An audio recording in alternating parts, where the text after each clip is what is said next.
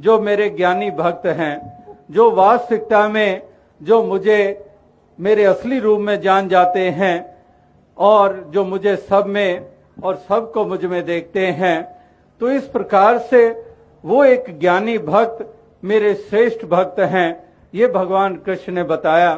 तो कहने का भाव यही है, कहने का तात्पर्य यही है कि महापुरुष संतजन भक्तजन वो हमेशा ही इस बात की तरफ ही ध्यान दिलाते हैं कि ये हमारे जीवन का मनोरथ क्या है, कि आए हैं किस काम को, कि किस काम के लिए आए हैं, हमारा मनोरथ क्या है, क्या खाना पीना सोना भोग इत्यादि, यही हमारे जीवन का मनोरथ है।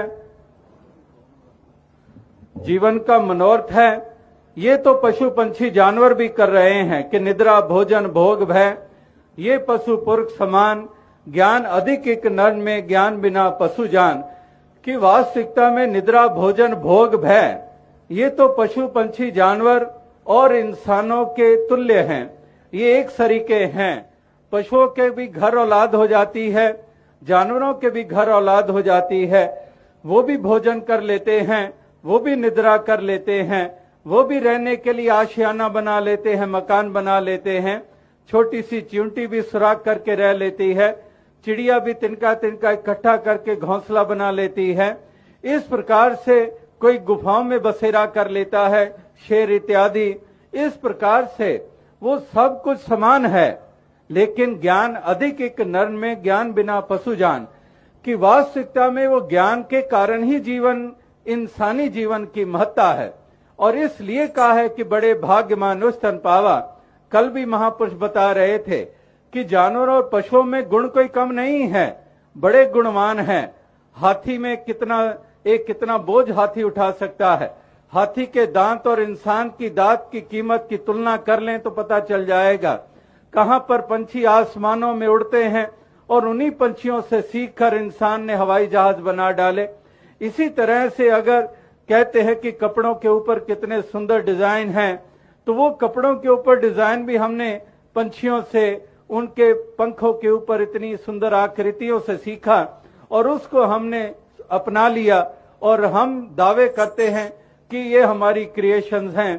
तो कहने का क्या भाव है कि गुणों के हिसाब से उनमें कोई कम गुण नहीं है, लेकिन इस सब के बावजूद भाग्य की बात माना जब मानुष तन प्राप्त हो गया कि बड़े भाग्य मानुष तन पावा, सुर दुर्लभ सदगन तही गावा, कि बड़े भाग्य की बात है कि मनुष्य जन्म मिला है, क्योंकि ये सुनहरी अवसर है और इस अवसर का पूरा पूरा लाभ उठाना है। ये अवसर ऐसा माना गया है कि मार्ग मोती बिखरे, अंधा निकस्यो जाए, जोत बिना जगदीश के जगत उल्लंघे आए।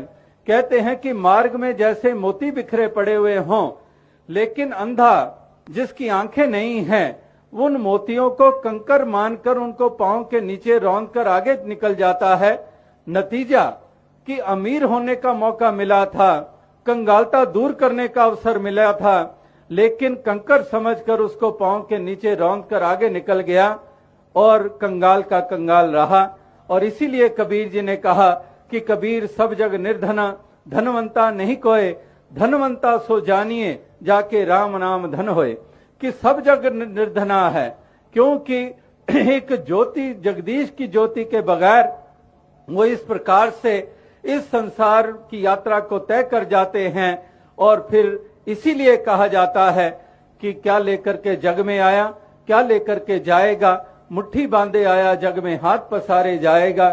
इस प्रकार से खाली ही चले जाते हैं इस संसार से, क्योंकि इस दौलत को प्राप्त नहीं करते। और भाग्यवान तो बने थे इंसानी जन्म पाने के कारण, लेकिन ये मनोरथ की पूर्ति ना हुई, इसलिए अभागे होकर इस संसार से रुखसत हो गए। तो महापुरुष चाहते हैं कि हर कोई भाग्यवान बने, हर कोई इस मनोरथ को पूरा करे, हर कोई इस मंजिल मकसूद तक पहुंचे। और ये मंजिल भी दूर नहीं है, जिस तक पहुंचना है, जिस मनोरथ की पूर्ति करनी है, जो मंजिल मकसूद बताई गई है, तो इस मंजिल से आखिर इंसान दूर नहीं है, कोई कोसों के फासले नहीं है, कोई मीलों किलोमीटर और नॉटिकल माइल्स के कोई फासले नहीं है। ये फासला है तो केवल एक अज्ञानता और ज्ञान में तब्दील होने का, ये फासला है अंधकार का रोशनी में तब्दील होने का।